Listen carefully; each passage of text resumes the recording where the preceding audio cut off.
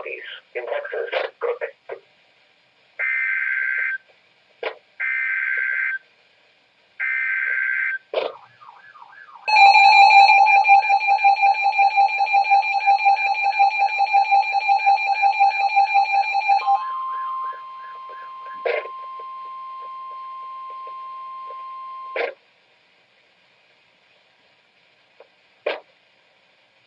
The National Weather Service in Norman has issued a flash flood warning for northeastern Cotton County in southwestern Oklahoma, northern Jefferson County in southern Oklahoma, east central Comanche County in southwestern Oklahoma, southern Grady County in central Oklahoma, Stevens County in southern Oklahoma, until 9:15 p.m.